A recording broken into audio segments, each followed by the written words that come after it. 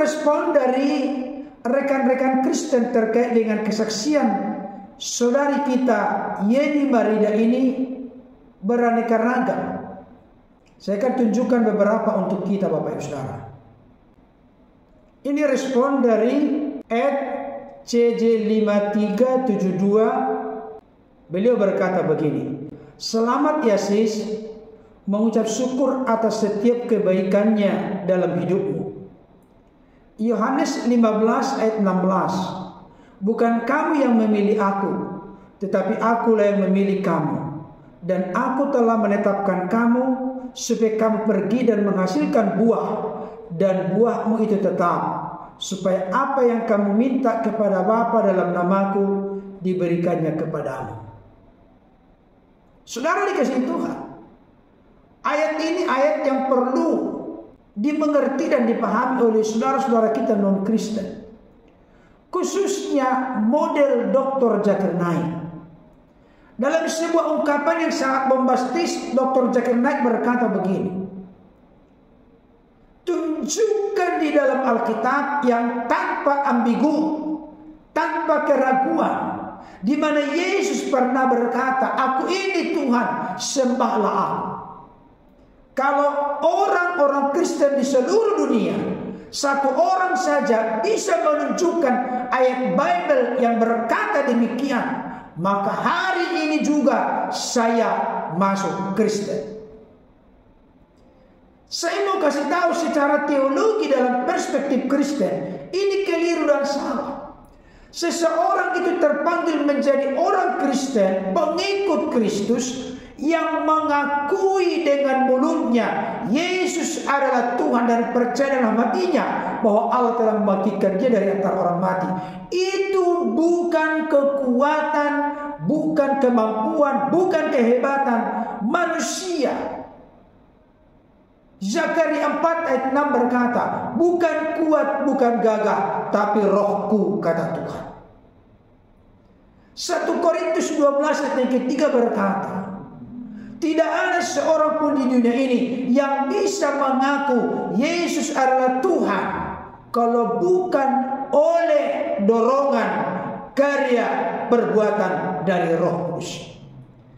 Jadi saudari kita Yeni Marida ini, yang tadinya dia berlatar belakang dari keluarga Muslim, merinding dan terharu ketika membaca Alkitab, pada akhirnya memutuskan terbuka percaya menerima Yesus sebagai Tuhan Juru Selamat. Itu adalah anugerah, kasih karunia, rahmat Allah yang besar. Yesuslah yang memilih dia menjadi orang yang ditebus, diselamatkan, dibenarkan, dan didamaikan dengan Bapa di surga. Bukan dia yang memilih Yesus, tapi Yesus yang memilih dia. Tapi caranya dipakai oleh Roh Kudus adalah dengan dia rendah hati mendengarkan masukan permintaan dari orang Kristen untuk membaca Alkitab. Jadi saya ingin tegaskan kepada Bapak Ibu Saudara non-Kristen, ketika Anda mendekati Alkitab, dekatilah dengan kerinduan. Tuhan, saya ingin tahu, saya rindu mengerti apa sih sesungguhnya, siapa sih sesungguhnya yang dipercayai dan diyakini oleh orang-orang Kristen ini. Dekatilah Alkitab demikian. Maka Roh Kudus akan bekerja membuka mata hati, mata rohanimu, sehingga kau terbuka percaya menerima dia sebagai Tuhan dan Juru Selamat. Adapun respon dan tanggapan dari saudari kita Yeni Marida kepada yang berkomentar, yaitu @cj5372. Yeni Marida berkata begini: "Terima kasih, puji Tuhan. Saya benar-benar percaya kepada Tuhan Yesus. Saat membaca Alkitab itu, aku pernah bermimpi bahwa saat ada badai besar, angin besar sekali, aku meminta pertolongan kepada siapapun, tidak ada yang bisa menolongku. Dan saat aku teriak sekencangnya, Tuhan Yesus tolong aku. Seketika angin itu berhenti dan ada awan yang mendekat kepadaku. Saat itu aku terbangun. apakah kamu tahu arti mimpiku itu? Kembali lagi dijawab oleh saudara kita ACJ 5372. Beliau menjawab begini, ya, artinya hanya Tuhan Yesus yang bisa menolong di saat orang lain tidak bisa menolong. Hanya dialah pribadi yang ada di setiap musim hidupmu. Ketika kamu berseru kepadanya, dia mendengarmu, dan penyertaannya akan selalu ada dalam hidupmu sis. Tetapi hidup tiap hari lewat tuntunan Roh Kudus ya. Ingat, kamu gak sendiri. Dia sudah memberikan seorang penolong, yaitu Roh Kudus. Hal itu tertulis di dalam Yohanes 14. Ketika Yesus berkata kepada murid-muridnya, aku akan pergi, tetapi aku tidak akan membiarkan engkau yatim piatu. Aku akan mengirimkan seorang penolong yang lain, Parakletos, advokat, pembela, penghibur dalam hidupmu, yaitu Roh kebenaran atau Roh Kudus.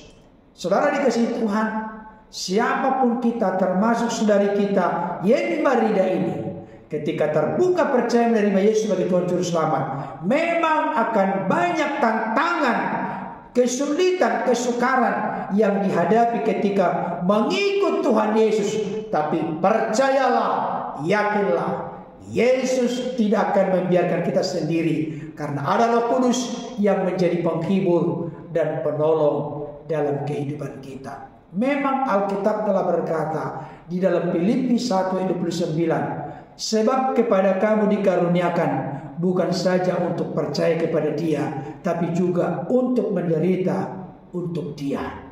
Jadi ada dua karunia, karunia percaya kepada Yesus, karunia menderita untuk Dia.